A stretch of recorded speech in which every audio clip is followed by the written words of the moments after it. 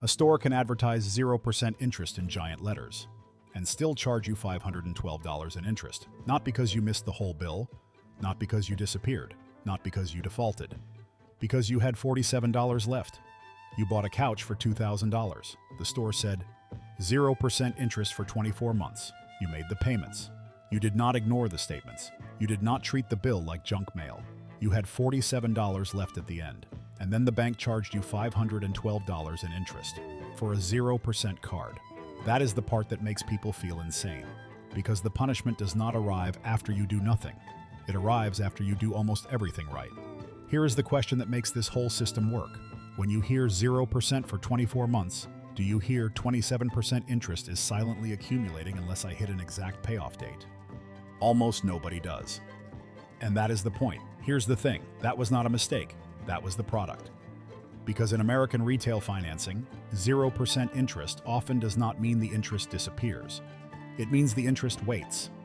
It sits quietly in the background, growing month after month at 27%, 29%, sometimes more than 30% APR. And if the balance is not paid down to exactly zero by the promotion deadline, the interest does not start on the $47 you still owe. It can come back from the original purchase date, from the couch, from day one. So the real product was never the sofa. The real product was the countdown. The villain here is the deferred interest retail card machine built by banks like Synchrony Bank and Comenity Bank, now part of Bread Financial, and sold through retailers like Ashley Furniture, Rooms to Go, Best Buy, jewelry stores, electronics stores, mattress stores, and home improvement chains. And the number is $512, not because $512 is the largest fee in the world, but because it appears after you did what the system told you to do. You paid every month. You trusted the phrase 0%. You assumed the minimum payment meant the minimum required to keep the deal alive. And then, at the end, you learned that the minimum payment was not designed to protect you from the bomb. It was designed to keep the account current while the bomb kept ticking. If the payment shown on your statement does not protect you from the biggest charge on the account, what exactly is that payment guiding you toward? Ask yourself this. If a store employee says, "You can take this home today with 0% financing," what does the average person hear? They hear no interest, not interest will accrue invisibly at 27% and may be charged retroactively if you are short by even $1. Those are not the same sentence. But in a showroom surrounded by mattresses, sectionals, laptops, and a salesperson trying to close the sale before you walk out, they are treated like the same sentence. That is how the machine works. It takes a phrase that sounds simple and attaches it to a contract that is not simple at all. 0%. Clean. Friendly. Almost generous. Then the legal structure underneath says something very different. No interest if paid in full. Those 4 extra words do most of the damage. Because if is where the bank lives. This is not the same thing as a true 0% APR credit card. A genuine 0% APR promotion waives interest during the promotional period. If you still have a balance afterward, interest usually starts going forward on the remaining balance. Deferred interest is different. Deferred interest says the interest is accumulating the whole time. You just do not see it yet. It is not forgiven. It is suspended. And if you fail the final condition, the suspended interest becomes real. That is the entire trick. The account feels interest-free, while the interest is being stored like evidence. Here is the plain English version of the offer. We will pretend the interest is gone unless you make one timing mistake, and then we will bring it all back. That sentence would not sell many couches, so the store sign says 0%. Let's walk through the actual customer journey. You are in a furniture store. Maybe your old couch finally died. Maybe you moved. Maybe your kid spilled something that cannot be spiritually recovered from. Maybe you just wanted your living room to stop looking like a transitional shelter for mismatched chairs. You find a sectional. The price is $2,000. Too much to pay today. But then the sign appears. 0% interest for 24 months. Not in tiny print, not hidden behind the register. Big, friendly, right there near the price tag. The store employee says you can apply in minutes. Maybe there is a discount. Maybe there is a special promotion. Maybe the financing is framed as the smart option, the normal option, the thing everyone does. And in that moment, the question in your head is not, how does Regulation Z treat deferred interest promotional balances under private label credit agreements? The question is, can I get the couch without draining my checking account today? That is a very human question, and the machine is built around it, because retail financing does not happen in a calm room with a lawyer and a cup of coffee. It happens at checkout. It happens in a showroom. It happens when your kid is tired, your phone is dying, and you have already spent 90 minutes choosing between two nearly identical shades of gray fabric, because apparently adult life is mostly unpaid project management. And this is where it gets interesting. The Consumer Financial Protection Bureau has pointed out that many retail credit card applications are submitted in person, often right at the point of sale. That matters, because the point of sale is not designed for understanding. It is designed for conversion. The retailer wants the sale. The bank wants the account. The customer wants the product. And the employee may not fully understand the financing terms either. That is not a side issue. That is the sales environment. The complexity is introduced at the exact moment when the customer has the least bandwidth to process it. If this product is so simple, why is the most complicated part introduced at the fastest moment of the sale? So you sign, you get approved. The couch gets scheduled, and the account begins. For the next 24 months, you see a statement. There is a minimum payment. You pay it. Maybe you even pay more than the minimum sometimes. Nothing bad happens. No interest line appears. The account looks fine.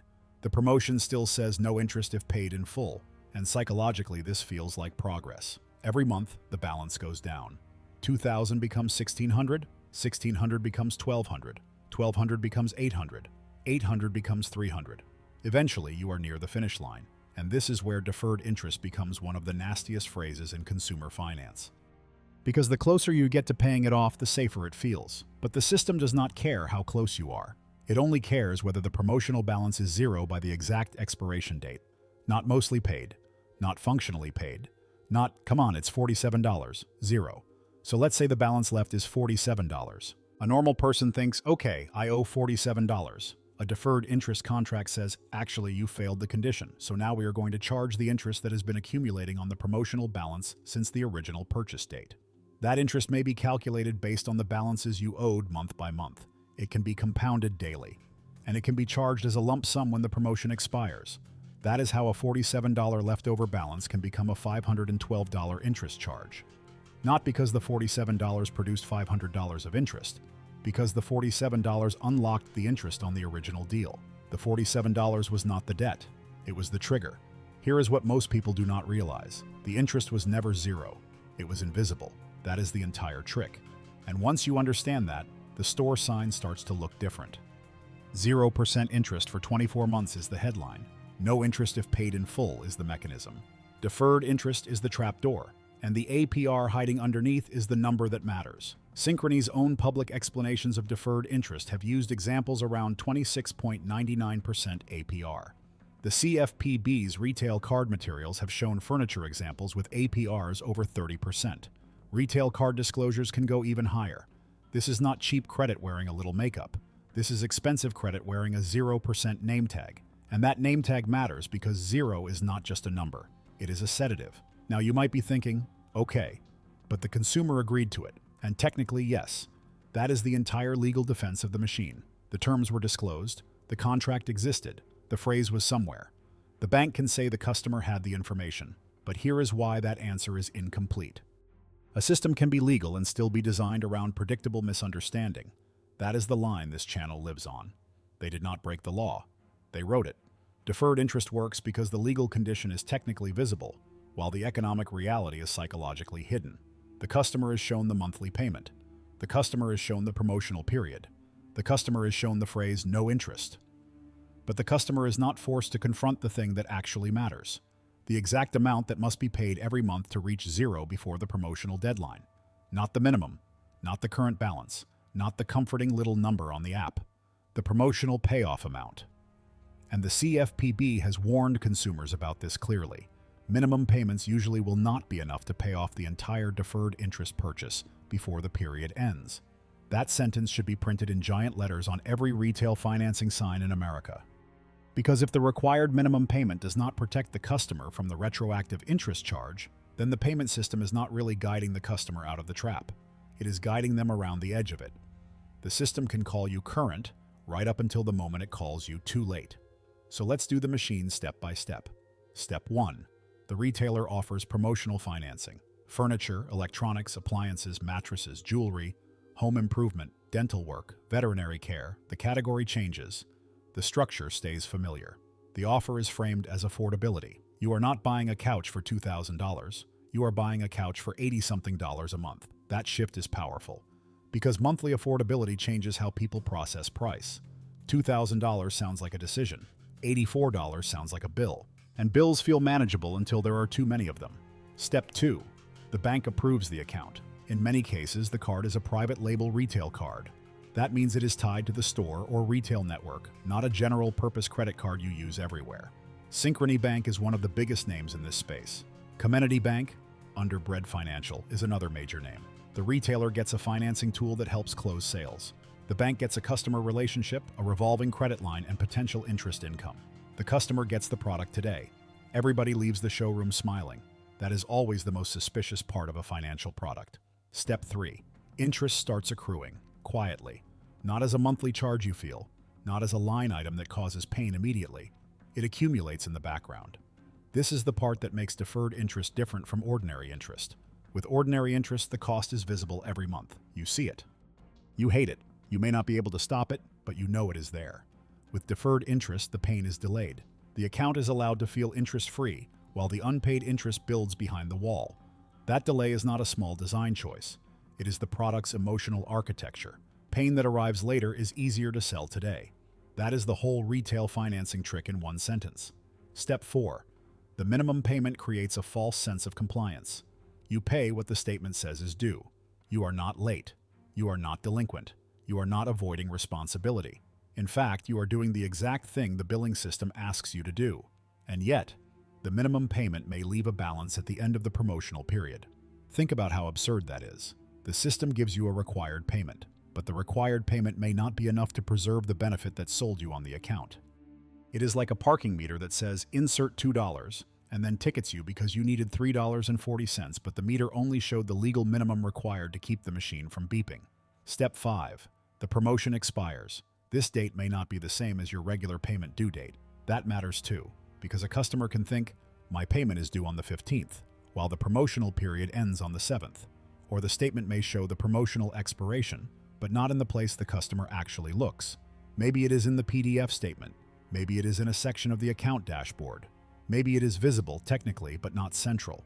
That is a very important distinction. Visible is not the same as understandable. Disclosed is not the same as designed for comprehension. Step 6. If the balance is not zero, the bank charges the deferred interest, not on what is left, on the promotional purchase history. That is the part people find out too late. They thought they were negotiating with the final $47. The bank was negotiating with the entire 24-month timeline. You thought the danger was the balance. The bank knew the danger was the date. So let's do the math. Start with a $2,000 furniture purchase. The promotion says 0% interest for 24 months. The APR underneath the promotion is 27%. That means interest is accruing in the background at a rate that would be ugly even if it were visible. Now imagine you make payments every month. You pay on time. You pay almost everything. By the end of the promotional period, you have paid down $1,953. There is only $47 left. In a normal world, that would be the remaining problem. $47. Annoying, but not catastrophic. But in deferred interest land, that $47 is not treated like a normal balance. It is treated like a failed condition. And once the condition fails, the lender can charge the interest that was accruing from the date of purchase. Depending on the balance schedule, that can be roughly $500. In this example, $512. So the customer does not just owe $47. The customer now owes $47 plus $512 in deferred interest, $559. Because the account was short by $47 at the wrong moment. That is the math. And the most important part is not the APR. It is not even the final charge. The most important part is the direction of the punishment. The customer is punished most severely right after doing almost everything right. That is why this feels different from a late fee. A late fee says you missed a payment. A penalty, APR, says you violated the account terms. Deferred interest says you paid on time for 2 years, but you failed to land the plane exactly on the painted line, so now we are charging you for the entire runway. That is why this story sticks. The villain is not punishing neglect. It is monetizing near success. And yes, the bank will say the terms were disclosed.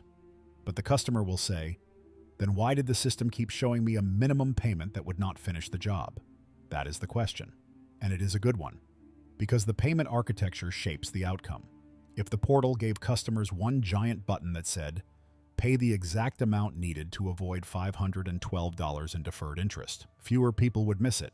If the monthly statement centered the true payoff schedule instead of the minimum payment, fewer people would miss it. If the store sign said, "Interest accrues at 27% and will be charged from the purchase date if you have even $1 unpaid," fewer people would sign up. But that is not the version that sells couches. The version that sells couches is 0%. Short, clean, beautifully incomplete. The more responsible the customer feels while paying every month, the more blindsided they are when the trap activates. Now zoom out. The CFPB has described retail credit cards as a major part of the credit card market, with hundreds of billions of dollars in purchase volume flowing through private label and co-branded cards. That is not a niche trick. That is infrastructure. So when we talk about a furniture store card, we are not talking about one random bad offer in one random showroom. We are talking about a national financial pipeline. The retailer puts the offer in front of the customer. The bank underwrites and services the card. The contract defines the promotional period. The billing system displays the minimum payment. The customer carries the risk of misunderstanding. And if the customer fails the final condition, the bank captures the interest. Everyone's incentives are aligned, except the customer's. The retailer wants the sale to happen today. The bank wants the account to revolve or produce charges. The salesperson wants the customer to leave with a financed purchase, not walk away to think about it. The customer wants a clear answer to one question: what will this actually cost me? That is the one answer the system makes hardest to understand. And here is where it gets really interesting. Retailers do not just tolerate these credit programs, they benefit from them. The CFPB has described how major merchants can receive a share of earnings from store card programs, often as a kind of non-merchandise income. That means the credit card is not just a payment method, it is part of the retail business model. The store is not only selling furniture, it is also helping generate finance income attached to the furniture. That changes the moral geometry of the whole thing. Because when a customer says, "The store offered me 0%, they are not describing a neutral payment option. They are describing a sales tool. A tool that can make a $2,000 purchase feel lighter, easier, less immediate. And once the purchase is financed, the retailer gets the transaction. The bank gets the account. The customer gets the obligation. The store didn't charge the interest is not a clean defense. The store helped build the doorway into the room where the interest lives. Now, to be clear, not every person using deferred interest gets hit. Some people pay the balance in full before the deadline and never pay interest. That is the defense. And it is true. But a product can work for some customers and still be structured to punish predictable mistakes. Seatbelts work for careful drivers. That does not mean you design a seatbelt that detonates if someone leaves 1 inch of slack. The question is not whether a perfect customer can escape the charge. The question is whether the product is designed around real customers making predictable human mistakes. And the answer is yes. Because the mistakes are not random. People forget deadlines. People assume minimum payment means safe payment. People do not understand the difference between 0% APR and no interest if paid in full. People trust the big phrase and miss the small condition. People buy furniture when they are moving, replacing, renovating, parenting, working, and living inside normal American chaos. The machine knows that. The machine is priced around that. The machine does not need everyone to fail. It only needs enough people to fail. That is the quiet math behind every limited-time financing offer. Most people do not have to fall through the trap door. Enough people do. And the people most likely to fail are often the people who use the financing because they could not comfortably pay cash in the first place. That is the ugly part, because deferred interest is marketed as access. It says, you can afford this. But the hidden condition makes the product most dangerous for the customers with the least margin for error. If you have plenty of money, you can pay the balance off early. If you have emergency savings, you can zero it out before the deadline. If you understand the terms and calendar everything, you can avoid the charge. But if the car breaks down in month 23, if rent goes up, if hours get cut, if medical bills arrive, if you are choosing between closing the promo balance and covering groceries, the system does not care that you paid faithfully for 2 years. It cares whether the balance is zero. $47 left, $512 charged. That is not affordability. That is affordability with a trapdoor. And the trapdoor is aimed downward. Now listen to how cleanly the language hides it. No interest if paid in full. That sounds like a benefit. But grammatically it is a warning. The whole sentence depends on the if. If paid in full. If by the exact date. If the payment posts correctly. If you did not misread the statement. If the minimum payment did not leave a balance. If you did not use the card for other purchases and complicate the payment allocation. If the app made the promotional payoff clear. If nothing in your life went wrong. That is a lot of ifs for something sold as zero. And this is by design. The design is not only in the legal contract, it is in the sequence. The customer sees the benefit first and the conditions second. The customer experiences the product as interest-free until the very end. The customer is trained by the billing system to focus on the minimum payment. The customer discovers the true cost only after the deadline, when the bank has the strongest position. At that point, the customer is not shopping. They are pleading. They call customer service. They say, "I'm told I only had $47 left."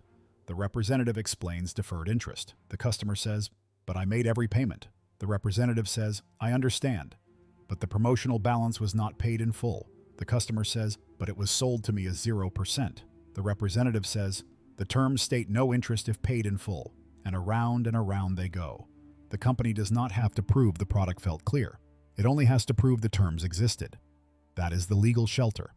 The customer is arguing from fairness. The bank is answering from contract. That is why the conversation feels impossible. Here is what most people do not realize. Confusion can be profitable without being accidental. A confusing product is not always a failed product. Sometimes confusion is the margin, and deferred interest is a beautiful example because the confusion is not about something obscure. It is about the central price. What does this financing cost?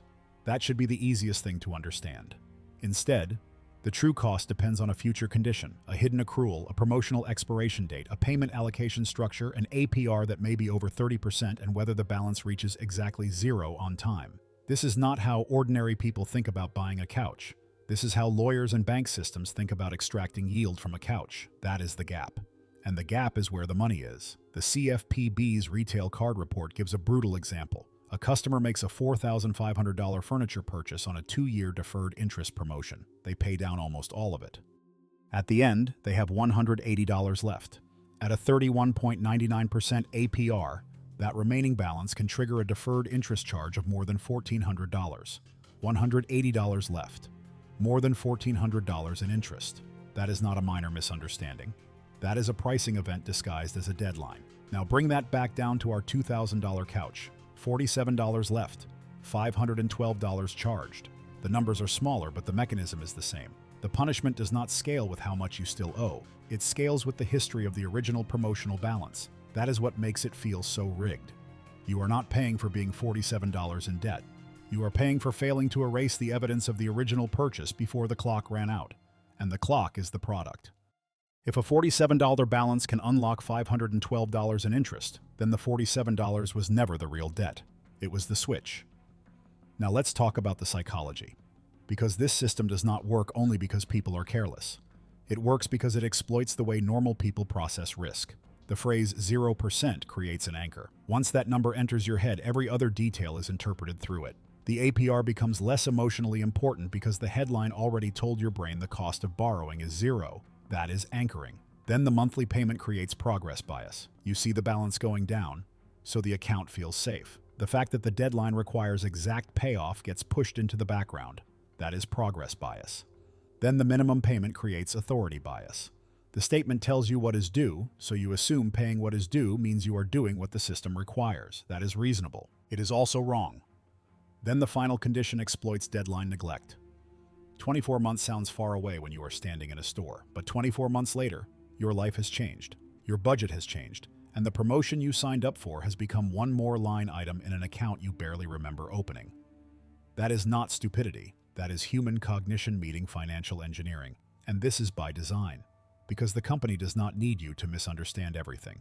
It only needs you to misunderstand one thing at the right time: the difference between 0% APR and deferred interest, the difference between minimum payment and promotional payoff, the difference between almost paid off and paid in full, the difference between owed on the remaining balance and charged from day one. Each difference sounds small. Each one can cost hundreds of dollars. That is why this trap is so emotionally effective. It does not make reckless people feel punished. It makes responsible people feel stupid, and that is crueler. Because victims often blame themselves. They say, "I should have read the fine print." And yes, reading contracts matters. But that sentence also lets the system off the hook too easily. Because this was not a private negotiation between equals. This was a mass-market retail product sold to ordinary customers at checkout using simplified language that hides a complex penalty. A customer should not need a legal decoder ring to understand whether 0% means zero. And yet here we are. The human cost is not only the $512, it is the humiliation. It is the feeling that you were responsible, but not responsible in the exact technical way the contract required. It is the customer service call where the representative reads policy language back at you like a weather report. It is the statement balance that jumps overnight. It is the realization that the couch in your living room now carries a financial aftertaste. You sit on it and think, this thing cost me more because I was $47 short. That is a very specific kind of betrayal, because deferred interest punishes the person who tried. The person who ignored the bill is already in trouble, but the person who paid on time for 2 years has a different emotional reaction. They feel tricked. They feel like they kept their side of the deal, only to discover there was another side of the deal hiding underneath. People do not just remember the money, they remember the insult. And this is why the phrase, "you should have known," is so unsatisfying. Known what? That the store's 0% sign did not mean zero? That the minimum payment could be mathematically insufficient? That the promotional expiration might not align with the normal due date? That the bank was accruing interest invisibly from the beginning? That being 97% paid off could still trigger 100% of the deferred interest consequence? That is not common knowledge. That is fine print knowledge. And fine print knowledge is not distributed evenly. The bank has lawyers. The retailer has compliance teams. The customer has a receipt, a tired brain, and a couch delivery window. This is not a fair fight. And here is the part that makes the whole system hard to challenge. The customer's story sounds like a mistake. The bank's story sounds like a contract. That asymmetry is everything. A customer says, "I thought it was 0%. The bank says, "It was no interest if paid in full." A customer says, "I had only $47 left." The bank says, "The promotional balance was not paid in full." A customer says, "I made every payment." The bank says, "The minimum payment is not guaranteed to satisfy promotional payoff." A customer says, "This feels predatory." The bank says, "The terms were disclosed." And legally, that last sentence does a lot of work. Disclosure is the magic word, but disclosure is not the same as comprehension. If the important term is technically available but structurally de-emphasized, the company gets the legal protection while the customer gets the surprise. That is the business model of fine print, not hiding information completely, hiding it in plain sight. Fine print does not always hide the truth. Sometimes it just puts the truth where your brain is least likely to treat it as danger. There is also a class dimension here that people do not like to talk about. A household with enough cash can treat deferred interest as a temporary float. Use the promo, pay it off early, move on. But a household that needed the financing because $2,000 was already hard does not have the same margin. For them, the final $47 may not be an oversight. It may be the result of 24 months of trying to keep up, and the penalty falls exactly when the household is least able to absorb it. That is why this is not just a read the fine print story. It is a system design story. The product advertises affordability, then punishes the lack of financial cushion that made affordability appealing in the first place. That is the loop, and the loop is legal. The cruelest part is that the financing is marketed to people who need flexibility, while the penalty is built for people who have none. Now, to understand who profits, follow the money. The retailer gets the sale. Maybe the customer would not have bought the couch without financing. Maybe they would have bought a cheaper one. Maybe they would have waited. Financing pulls future money into today's transaction. That is valuable. The bank gets the account. Some customers pay in full and generate less interest. Some carry balances. Some miss the promotional payoff and trigger deferred interest. Some use the card again. Some pay late fees. Some revolve at high APRs. Across millions of accounts, the probabilities become revenue. The salesperson gets a smoother close. The customer gets monthly payments. And the system gets something even better than a fee. It gets plausible deniability. Because every individual failure can be framed as a customer error. Missed the deadline, did not pay enough, did not read the statement, did not understand the difference, did not track the promotion. When enough customers make the same mistake, maybe it is time to stop calling it a mistake. Maybe it is a feature. And if that sounds harsh, look at the design. If the bank wanted the customer to avoid deferred interest, the interface could be built around that goal. Every statement could say in giant type, "Pay this exact amount by this exact date or you will be charged approximately $512. The app could default to the safe monthly payment. The checkout disclosure could compare true 0% APR with deferred interest in plain English. The salesperson's script could be required to say interest is accruing from day one and may be charged retroactively. The payment portal could make promotional payoff the first option, not a scavenger hunt. Those are all possible designs. They are just not the designs that maximize ambiguity. And ambiguity is useful, Because the best trap is not one that looks like a trap. The best trap looks like a deal. 0%. 24 months. Take it home today. Now compare that to what is actually happening. 27%. Accruing daily.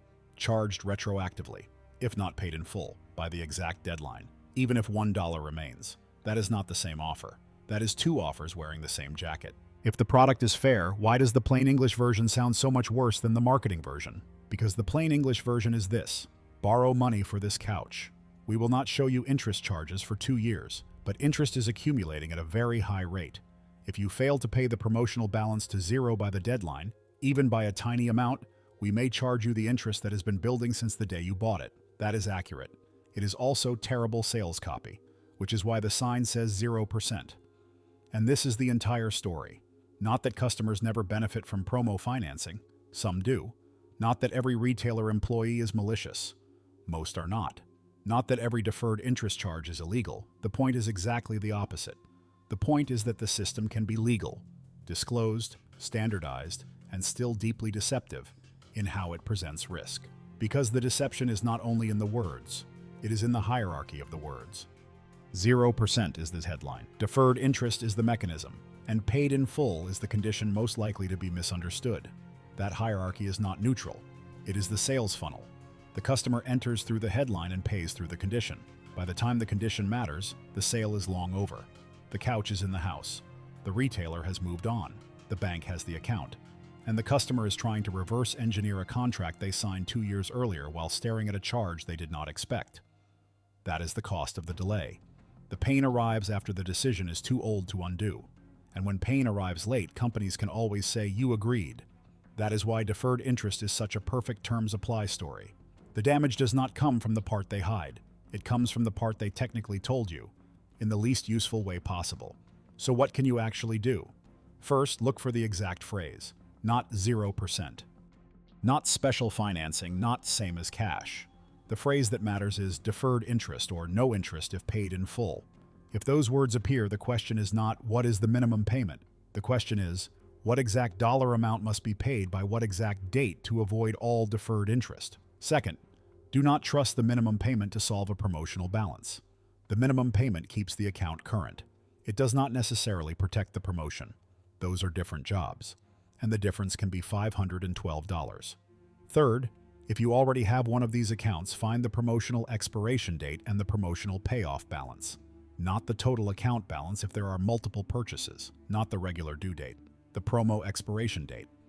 Because this trap does not need you to be irresponsible. It only needs you to be almost done.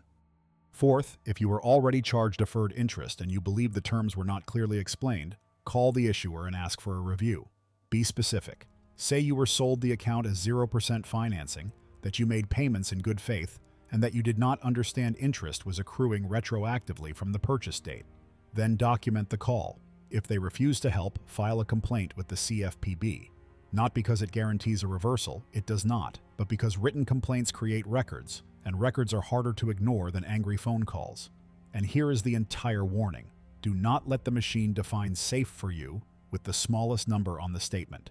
That number may protect the bank's account status. It may not protect your wallet. So here is the verdict. The villain is the deferred interest retail card model sold by banks like Synchrony Bank and Comenity Bank, and pushed through retailers that know 0% financing helps close expensive purchases. The number is $512, a $2,000 couch, $47 left at the end. $512 in interest charge because the account was not paid to zero before the promotional deadline. That is not a normal interest charge. That is a financial trapdoor built into the word if. And yes, the bank will say it was disclosed. The retailer will say the customer agreed. The contract will say the terms were available. But the system was designed so the friendly phrase appears at the moment of purchase, and the brutal meaning appears at the moment of penalty. That is the problem, because 0% should mean zero. Not zero unless you understand a promotional balance, a payment allocation rule, an expiration date, a hidden accrual schedule, and a 27% APR sitting quietly behind the curtain. Before anyone tells you this is just personal responsibility, ask one question. Why does the required minimum payment not automatically equal the amount needed to avoid the deferred interest bomb? Because if the system wanted people to avoid it, that would be the obvious design. Instead, the design lets people pay faithfully month after month and still get hit. That is not a system malfunction. That is the system working as built. Has this happened to you? A furniture card? A Best Buy card? A rooms-to-go account? A jewelry store promotion? A no-interest if paid in full deal that suddenly became hundreds or thousands of dollars in interest?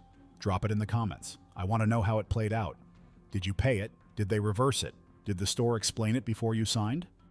Or did you find out the same way most people find out, after the deadline, when the interest was already on the statement? Because a lot of people say, well, the customer should have read the terms. And I understand why. But I think that misses the point.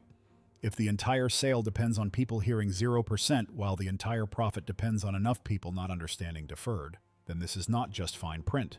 It is a business model. Tell me if you see it differently, because they did not break the law. They wrote it. Terms apply.